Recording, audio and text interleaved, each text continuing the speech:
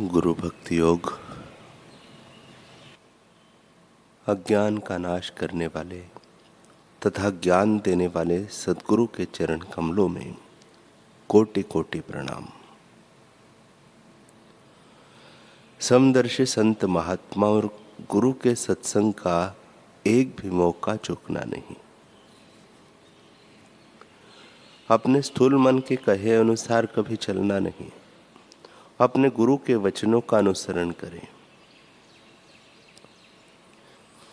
उच्च आत्माओं एवं गुरु के स्मरण मात्र से सांसारिक मनुष्यों के नास्तिक वृत्तियों का नाश होता है और अंतिम मुक्ति हेतु प्रयास करने के लिए उनको प्रेरणा मिलती है।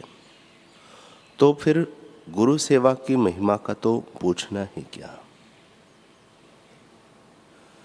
जिस प्रकार दो खरगोशों के पीछे दौड़ने वाला मनुष्य दो में से एक को भी नहीं पकड़ सकता, उसी प्रकार जो शिष्य दो गुरुओं के पीछे दौड़ता है वह अपने आध्यात्मिक मार्ग में सफलता नहीं प्राप्त कर सकता। अहम भाव का नाश करने से शिष्यत्व की शुरुआत होती है। शिष्यत्व की पहचान माने गुरु भक्ति।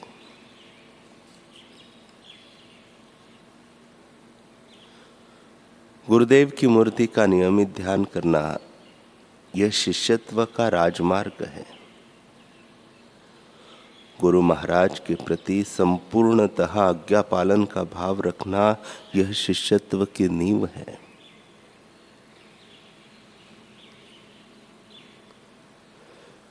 गुरु से मिलने की उत्कट इच्छा और उनकी सेवा करने की तीव्र आकांक्षा मुमुक्षुत्व की निशानी है। देव द्विज आध्यात्मिक गुरु एवं ज्ञानी पुरुषों की पूजा पवित्रता, सरलता, ब्रह्मचर्य और अहिंसा शरीर का तप है। सत्य के सच्चे खोजी को सहायभूत होने के लिए गुरु अत्यंत महत्वपूर्ण भूमिका निभाते हैं। सच्चे गुरु सदैव शिष्य के अज्ञान का नाश करने तथा उसे उपनिषदों का ज्ञान देने में संलग्न रहते हैं। सच्चा आराम दैवी गुरु की सेवा में निहित है। ऐसा दूसरा कोई सच्चा आराम नहीं है।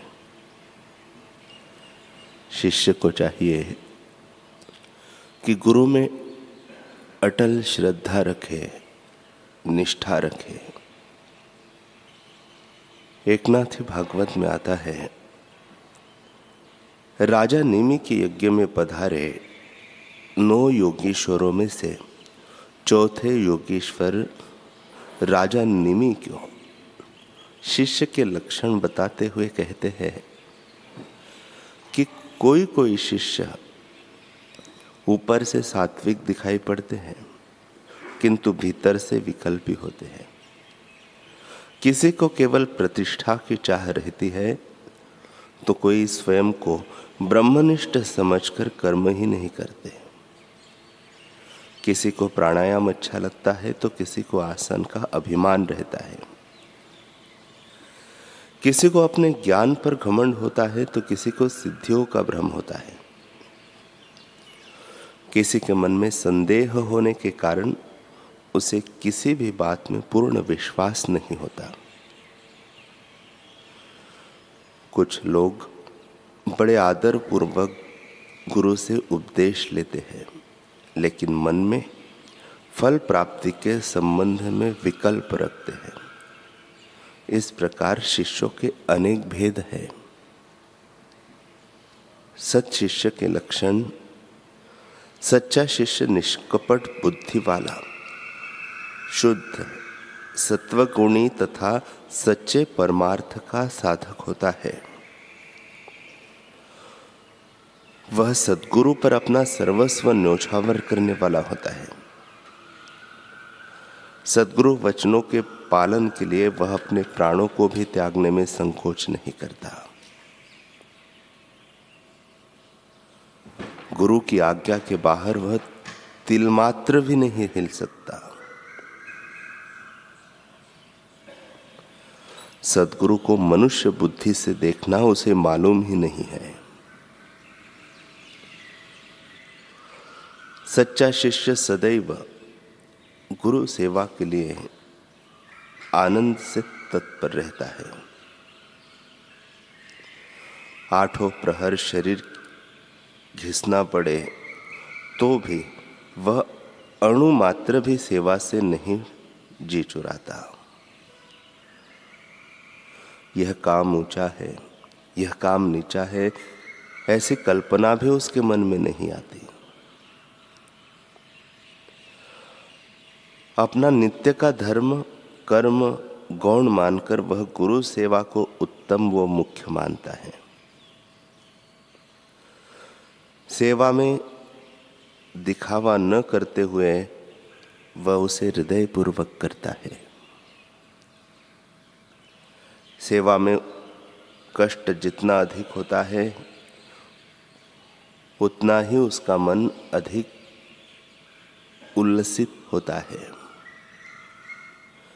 फिर भी गुरु के लिए तो सच्च शिष्य और असत शिष्य एक समान रहते हैं, लेकिन जिसके हृदय में जैसा भाव रहता है उसके अनुसार उसे फल प्राप्त होता है। भावो ही विद्यते देव।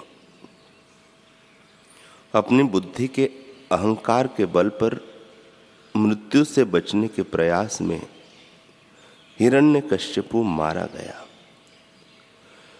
परंतु मेरा रक्षण करने वाले देवाधिदेव है ऐसा प्रहलाद का दृढ़ भाव था, तो उसी भाव के कारण उसे मारने के सारे प्रयत्न व्यर्थ हो गए।